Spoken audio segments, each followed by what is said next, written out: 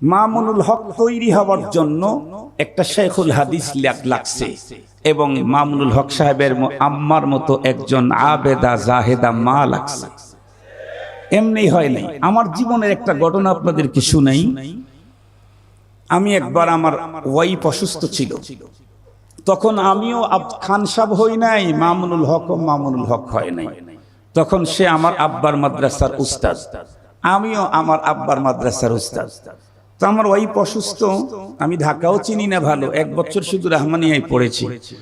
তো পরে ঢাকায় আসলাম, কাউরে তো চিনি না, মামুন ভাইকে চিনি। মামুন ভাইকে সাথে করে নিয়ে একজন জাতীয় ডাক্তারের কাছে গেলাম, চিকিৎসা হলাম, রাত্রে ওনাদের বাসায় থাকলাম। পরের দিন চলে গেলাম। তো তখন ঢাকায় আসা কষ্ট ছিল, যমুনা সেতুও হয় নাই, বঙ্গবন্ধু সেতুও হয় নাই। তখন স্বপ্ন দেখছে কিনা তাও জানি না। তো যাই হোক, হয় নাই আর কি, অনেক কষ্টে আসা লাগতো। তো পরে প্রেসক্রিপশন ফটোকপি করে মামুন ভাইয়ের কাছে দিয়ে গেছি, যদি অসুস্থতা না কমে তাহলে আপনাকে ফোন দিলে আপনি একটু ডাক্তারের সাথে দেখা করেন।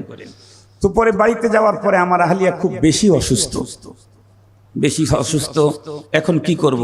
তো ফোন দিলাম, ফোন ধরছে শাইখুল হাদিস সাহেব হুজুর। যখন ফোন ধরেছে, হুজুরের শব্দ যখন আমার কানে আসছে, আমার ভিতরের তামাম পানি শুকিয়ে গেছে। আর কি কথা বলবো আমি আর বলতে পারতেছি না। পরে এতটুকুন বললাম, হুজুর জিজ্ঞাসা করলেন বৌমার কি অবস্থা? আমি বললাম হুজুর খুব বেশি অসুস্থ। কি বলো তুমি? ডাক্তার কি চিকিৎসা করলো? ঠিক আছে আমি যাচ্ছি। হুজুরের কথা বললেন, আমি বললাম হুজুর আপনার যেতে হবে না, মামুন ভাই একটু কথা বললে হবে।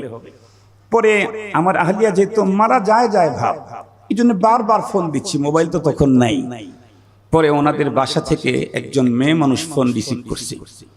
তো ফোন রিসিভ করছে মেয়ে কণ্ঠ, আমি তো ভয় পেয়ে গেছি, আম্মাও তো হতে পারেন অথবা কোনো আপারাও তো হতে পারেন।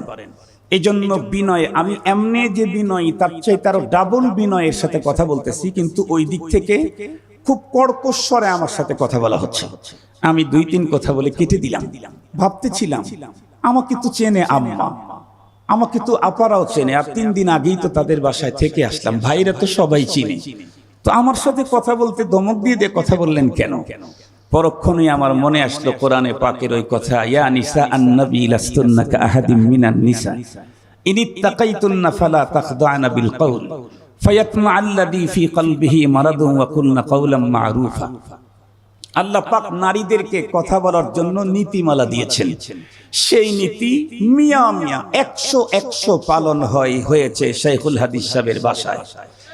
আমার আহলিয়া যখন, উনি 14 ঘন্টা ছিল ভিতরে, ওনার সাথে আমার কথা হয় নাই। এরপরে উনি বাইরে আসছেন, বের হয়ে আমাকে বলতেছিলেন যে হুজুর মামুন ভাইরা দুনিয়ারও বাদশা আখিরাতেরও বাদশা। আমি বললাম কেমনে?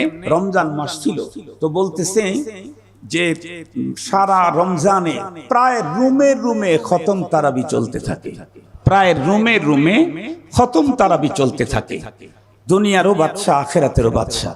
শেখুল হাদিস সাহেব হুজুর একদিন আমাদেরকে বলেছিলেন যে আমি একদিন বাসায় ঢুকতেই দেখি তোমাদের আম্মা গেটের পাশে ভিতরে, তো হাতের ভিতরে খাবার আছে। তো আমি জিজ্ঞাসা করলাম তুমি এখানে এই অবস্থা কেন? হাতে খাবার দেখছি। তো মামুন ভাইয়ের আম্মা তখন শেখকে বলছেন যে হযরত আমি তো খাবার শুরু করেছি, এমন সময় মুয়াজ্জিন আজান দেওয়া শুরু করেছে। এখন মুয়াজ্জিনের আজান তো দিতে হবে, এটা গুরুত্বপূর্ণ আমল, অনেক বেশি মর্যাদাপূর্ণ আমল। আমি যে রুমে ছিলাম ওই রুম থেকে আজানের শব্দ স্পষ্ট শোনা যায় না। তো চিন্তা করলাম খাবার তো 3 মিনিট পরেও খেতে পারবো, কিন্তু আজানের জব তো 5 মিনিট পরে আর দিতে পারবো না। এই জন্য খাবারগুলি ঢেকে রেখে নিচে আসছি, এখান থেকে আজানের শব্দ ভালো শোনা যায়, এই জন্য আসছি আজানের জব দিতে। খুব ভালো করে বুঝবেন, এই জন্য আমি তো স্পষ্ট ভাষায় দ্ব্যর্থহীন কণ্ঠে বলি, নাম মামুনুল হক, হক যার কাছে নিরাপদ। অন্য কেউ কারো দালালি করলেও মামুনুল হক আজীবন হকের দালালি করবে, কেউ নিশ্চিত না হলে আমি 100% নিশ্চিত। আর এ জাতীয় মানুষ তৈরি করার জন্য, হওয়ার জন্য ওই রকমের পাক্কা ইমানদার হওয়া লাগে। মুহতারাম হাজিরিন, উপর থেকেই, নসল থেকেই এত উন্নত হতে হয়। আমার রাসূল তো বলেছেন পৃথিবীর সবচেয়ে উন্নত বংশে আমি প্রেরিত হয়েছি। আমার রাসূলকে আল্লাহ পাক বিশ্বনবী বানাবেন, এজন্য আদম আলাইহিস সালামের পরবর্তী প্রজন্ম থেকেই আমার রাসূলকে ওভাবে চুনে চুনে শেষ পর্যন্ত রাসূল পাঠানো হয়েছে। নবীজি নবীজি বলেন মা বাগাত ইমরাআতু নাবিয়্যিন কাত্তু। লম্বা কথা আছে, সেগুলি বলতে চাই না, তবে এতটুকুন আহ্বান জানাতে চাই।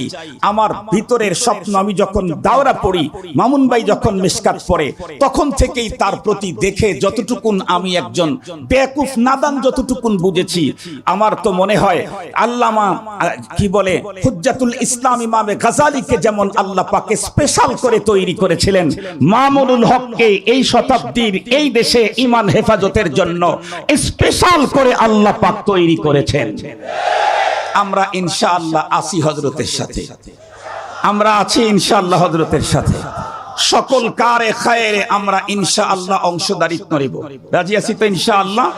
আল্লাহ পাক ওনার সকল ভালো কাজ আল্লাহ তাআলা পরিপূর্ণতায় পৌঁছিয়ে দিক, সকল রাকাওয়াতকে আল্লাহ তাআলা দূর করে দিক।